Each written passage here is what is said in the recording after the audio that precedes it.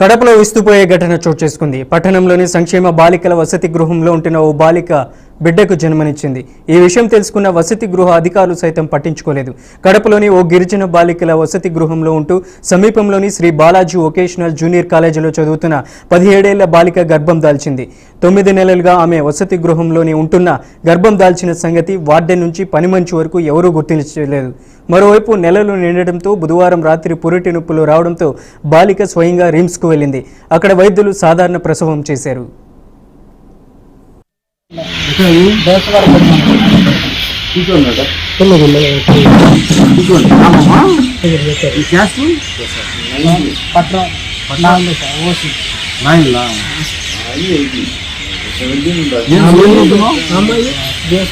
Balaji college Balaji college అంటే అది Balaji vocational sir.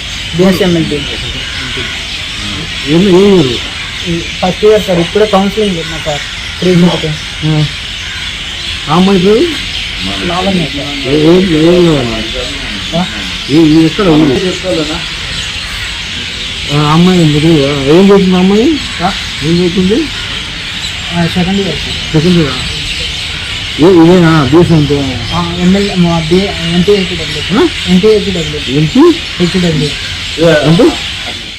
ఇదేనా? అది vocational sir. Balaji vocational college. ఆ బాలాజా? నేను తీసుకుమారెడ్డి కాలేజా? Vocational college. ఈ మర్యాపురం కాలేజ్ అందులో ఉంది. ఎక్కడ Maryapuram college sir. SBI college. International. ఆ పాప ప్రెగ్నెంట్ అయిన విషయం మాకు ఏమాత్రం తెలియదండి. డెలివరీ అయిన తర్వాత డెలివరీ అయిన తర్వాత విషయం తెలిసింది మాకు. మేము కూడా ఆశ్చర్యపోయాము. ఆ పాప కాలేజీకి వస్తున్నటువంటి గత 3 months నుంచి ఆ పాప సరిగా కాలేజీకి రాలేదు. చాలా ఇర్రెగ్యులారిటీ. మేము పేరెంట్స్ తెలియపడడం జరిగింది. పేరెంట్స్ దానికి ఏం సమాధానం ఇచ్చారంటే పాపకు కిడ్నీ ప్రాబ్లం ఉందండి, కొద్దిగా హెల్త్ ఇష్యూస్ ఉన్నాయని చెప్పడం జరిగింది. చాలా ఇర్రెగ్యులర్ అండి, 80% ఇర్రెగ్యులర్. గత 3 months సరిగా రాలేదు. ఎగ్జాంపుల్ మంది అవి మా క్వార్టర్లీ ఎగ్జామ్స్ ఎగ్జామ్ ప్రిపరేషన్ పెడుతుంటాము. అందులో ఆ పాప మండే కూడా అటెండ్ కావడం జరిగింది. మండే కాలేజీకి రావడం జరిగింది. ఆ పాప హ్యాపీగా కింద కూర్చొని ఎగ్జామ్ రాస్తుంది.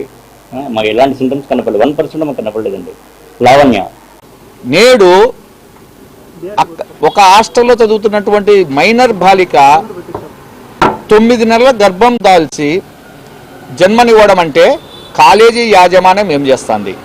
దీనిపై ఖచ్చితంగా కాలేజీ యొక్క యాజమాన్యం పైన చర్యలు తీసుకొని ఖచ్చితంగా కాలేజీని సీజ్ చేయాలని కోరుతున్నాం. ఎందుకంటే 9 నెలల గర్భం దాల్చినటువంటి ఒక మహిళ, ఒక విద్యార్థిని 9 నెలలుగా కాలేజీకి రాలేదు అంటే ఎందుకు రాలేదు, ఏమన్నా పై అధికారులకు మీరు ఏమన్నా నోటీసులు ఇచ్చారా అనేది తెలియాలి.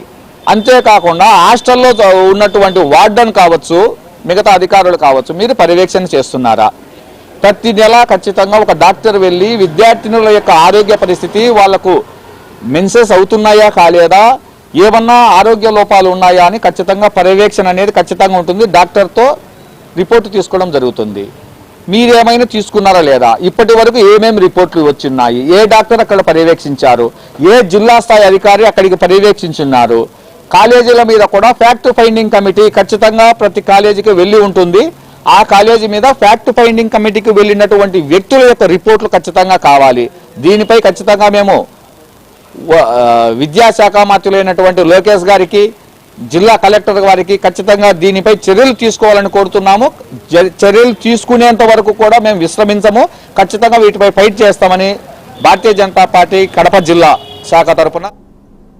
ఇక విషయం తెలుసుకున్న గిరిజన సంక్షేమ శాఖ అధికారులు గురువారం తెల్లవారుజామున రిమ్స్కు చేరుకున్నారు. సమాచారం అందుకున్న బాలిక తల్లిదండ్రులు కూడా గురువారం రాత్రి ఆసుపత్రికి వచ్చారు. బాలిక 5వ నెల నుంచి నెలవారీ పరీక్షలు చేయించుకుంటూ మందులు వాడుతున్నట్లు కొందరు చెబుతున్నారు. కళాశాలలో ఓ సీనియర్ విద్యార్థితో ఆమె చనువుగా ఉండేదని, గర్భం దాల్చడానికి అతడే కారణమై ఉంటాడని సమాచారం. అయితే ఈ విషయాన్ని కలెక్టర్ దృష్టికి తీసుకెళ్తామని ఎస్టీ కార్పొరేషన్ ఇన్ఛార్జి ఈడీ సాంఘిక సంక్షేమ శాఖ డీడీ సరస్వతి తెలిపారు. గర్భం దాల్చిన సంగతి వసతి గృహం సిబ్బంది దాచిపెట్టారా అన్న విషయంపైన విచారణ చేస్తామన్నారు.